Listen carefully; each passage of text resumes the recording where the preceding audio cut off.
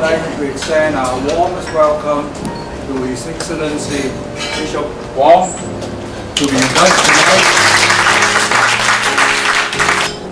Tonight we're very honored to be able to invite His Excellency Bishop Wang to be with us and to speak to us. Bishop Wang is the 5th child of 8 siblings.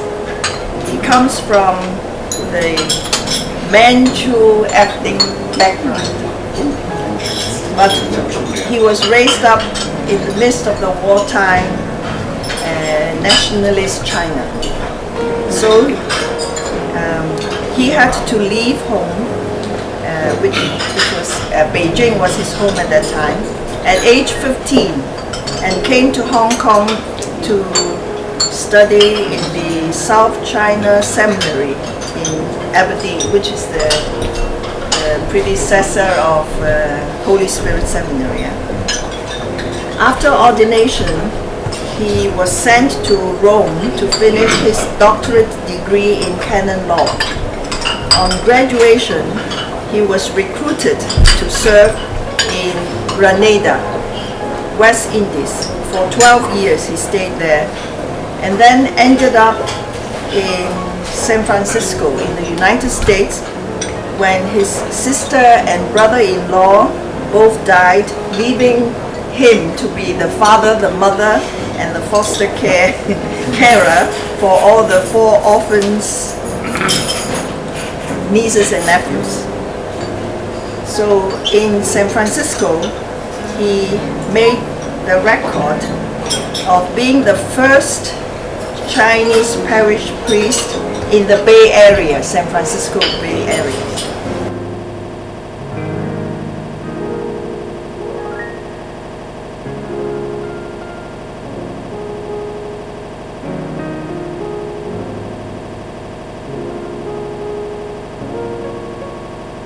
And also later, he is the first North American Asian bishop.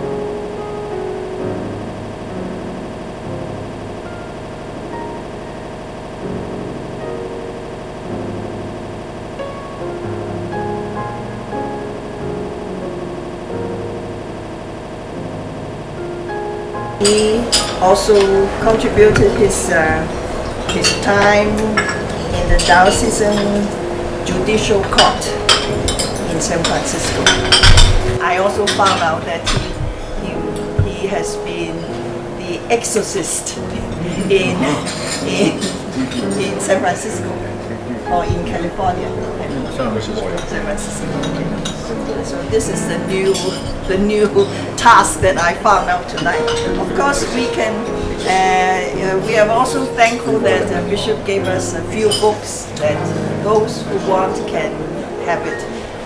English and Chinese we have. So I give the time to.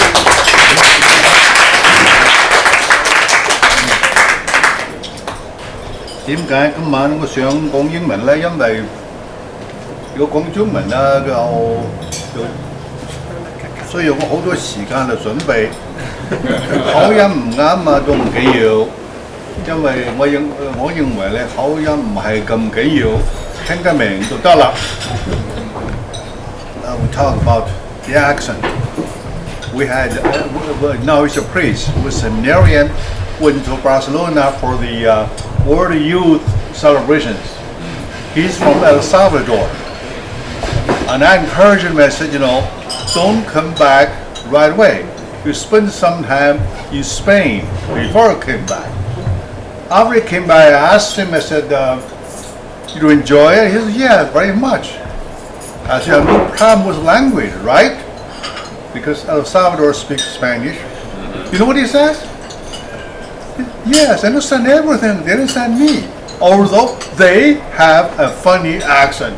I said, oh, who has funny accent? He's from El Salvador, now he's in Spain. He thinks they had a funny accent. Of course, I didn't say anything. I said, okay, fine. He's now a priest. And he, anyhow, that's just beside the topic. many things we can talk about since the Serrans are interested in vocation. Let's talk about vocations. I first put down, actually, I'm just not familiar with computer. I often write down and lose it and then I can get it back. Vocation, I said vocation and the Holy Eucharist. It's very important, two things connect together. I just presume most of us were baptized as a baby, right? Maybe some converts, I don't know. But main thing is, we recall the time of our first communion. That's the time we really lack Eucharist. I can tell you, again, story about myself. I made my first Holy Communion one day later than the class. Because that day I just felt I can't receive communion. I said, I'm not ready, I'm not going to go. I just remained in my pew. They all went up and then back and all that to stay there. My grandmother, pews behind me, saw that. She says, but when he came back, she says, why didn't you receive Holy Communion? I said, I'm not ready. She says, the priest says you're ready. You're ready. Tomorrow go with me to the cathedral, we'll receive communion there. So she led me to receive Holy Communion. That's all it is. We thank God for the incarnation. Incarnation is a big word. Children don't understand that word.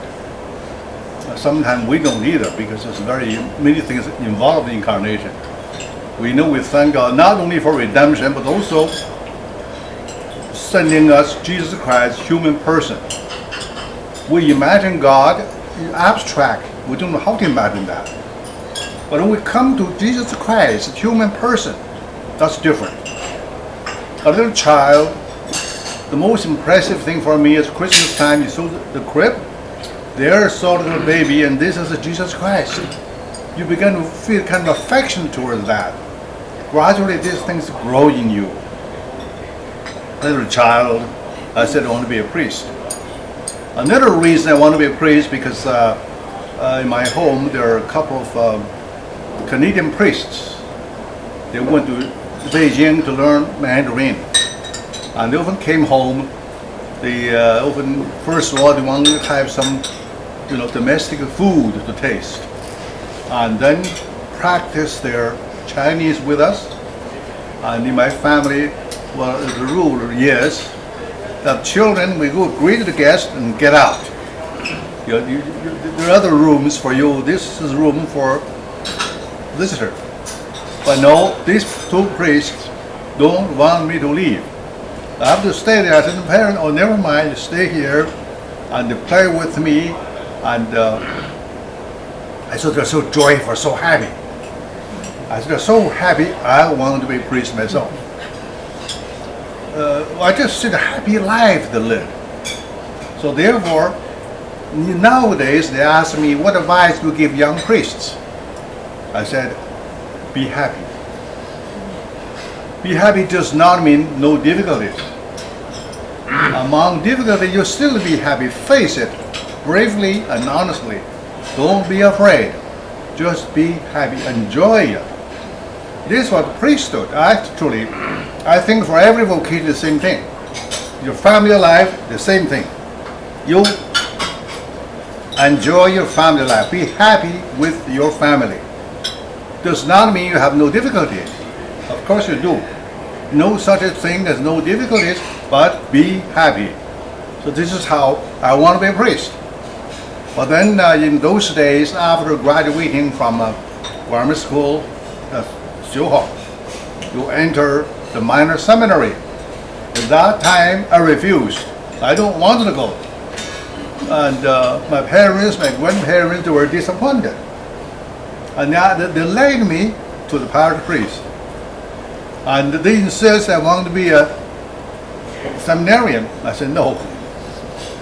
The parish priest, he wrote right away, he wrote my baptismal certificate. He led me, in Beijing, this side where the priest lived, the other side is the minor seminary in between the cathedral. He took me there When the rector is here, is birth certificate. He's going to be here at the opening school. Of course, I didn't go. I just didn't like it. Absolutely no. And I said, rather be a brother. I was pretty close with Mary's brothers who taught in the school.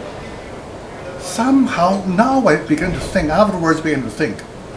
There one of my teachers, a brother, and he thought I was going to be a priest anyhow.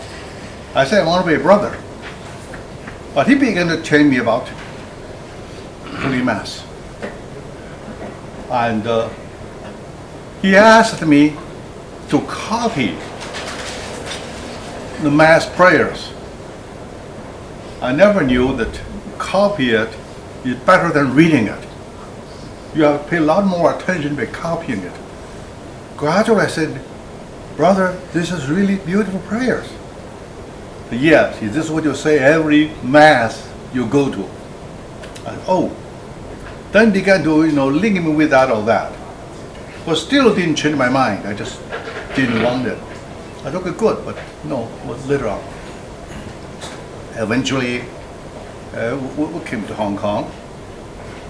At that time, we came here when my family began to scatter. The four of us came, not whole family. We all scattered already. I have a brother and two sisters, and me. We're here in Hong Kong. And then my brother says, no, I'll go back. I'm not going to stay here. He went back. My two sisters, one went to Taiwan, the other one gradually went to Singapore. I was left alone here in Hong Kong.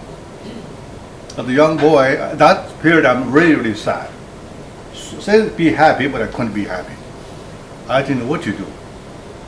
And that's the time the priest came to me, Dominican priest, remember me very well. He came to me. I heard you want to be a priest, right? I said, oh, well, yes. Why didn't you try it? I said, well, just try it.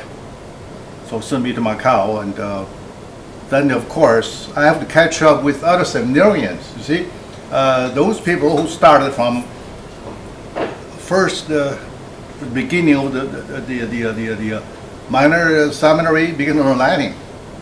I didn't like Latin. And he was the Salvatorians, and the superior assigned a priest to teach me Latin, and I didn't like him. You see, as we know, you want to teach John Latin, you have to know how to teach, you have to know John, you have to know Latin, right? Otherwise, you can't teach John Latin. He didn't know me. Actually, he didn't know Latin very well. And he didn't know how to teach. To memorize those things, those, Mensa, Menseo, so boring. I just didn't want to learn. Then the superior saw that. He's a German priest. He said, come, I'll teach you myself. He was a good teacher, I must say. And right away, I changed my attitude. I learned Latin very happily. After a couple of months, I was thrown back into the class with others. Learning classic Latin, I had no problem. This is how, you see, all the way, God is helping me behind my back. I didn't know that. When you think of that all the way along, no matter how you resist, He calls you back. As St. Augustine said the same thing. For 28 years resisted. Eventually he says, no, you're just not happy. He was successful in many things, except in happiness. At the same time, of course, his mother, St. Monica, was praying for him. 27 years for the mother. So the mother insisted, persisted. This is something we have to do. And perseverance is very important. We help seminarians sometimes. There's no guarantee that seminary you help will succeed. No guarantee. You have to know that from the beginning. Otherwise, you'll be disappointed. And so that's how, step after step after step. Then I went to Aberdeen. You probably didn't know. You probably did know. I didn't like it. I don't know why. And you probably also know, or you probably don't know that, I don't know. But Garland, he paid very special attention to me. Do you know that? You see, they all know, but I didn't know that. How did I find out later? After 3 or 4 years in seminary, I went to Father Garland. I said, Father, I'm not sure you have a vocation. He said, okay. He didn't encourage me, he didn't discourage me. Okay, he said, let's see. He led me through the St. Ignatius retreat, 4 weeks, and step by step by step by step. And only after that, I told him, I said, Father, I want to be a priest. And the one who started me with me was Dominican. I said, I want to be Dominican. He said, well, don't think about that first yet. Just study and make sure you be a priest. That's how I became a priest. All the way I thanked the people who helped me. But whether they're helping me, I didn't know that. And this is it, you see. Probably somebody helping you behind. Make your lives adhere. So this is how we go on and on and on. But all the time, although no matter what happened, I always loved Holy Eucharist. Always did. And after Mass, Thanksgiving, all that, I never neglected that because I just felt this is what we have to do. This is how we have to be close to Jesus. And you begin with Jesus step by step. As I said, when I made First Communion, I just imagined Jesus a little baby, my little friend. As you grow, and then you begin to, Jesus begin to grow with you. So this is how we usually have to pay good attention to the Holy Eucharist. And the Serrans, as we know, well, you know a lot more than I do about Serrans. It was about 80 years, that's all. But now international. It began with 2 persons in Seattle, actually. The 2 friends didn't even think about it. They just, usually they go to lunch together, gradually they talk about holy things. As well, we should help vocations. And this is what we like to do. And then they just named Serra as their patron. Junipero Serra.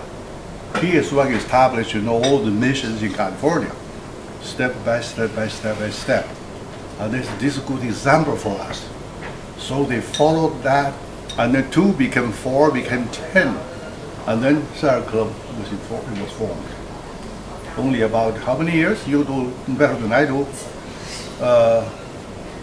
Maybe less than 20 years. They began to accept women members, right? About 20 years, I think. And they're asking me about the United States, how the Serra Club is going. San Francisco has, I think, 4 chapters in the city, and the diocese has about 6, I think, chapters. They are different. And what I like here is, the first time you come here, you start with Mass. When she told me we're going to have Mass, I said, oh, this is something. Why don't they do that? Because, again, you said about the Rotary Club and the Lions Club. That's a social business lunch. More social than anything else. I'm afraid the Serra Club, without Mass, gradually become like that. They just get together and chat about things, and then the end of the meeting, see you next month. Lunch hour, they have to rush, go back to work. Just limited time, hour and a half. They have to just finish things up quick, fast. And when she told me I have half an hour, I said, oh, this is something again different. There, if I talk about half an hour, they're mad at me. We have to go to work, you know.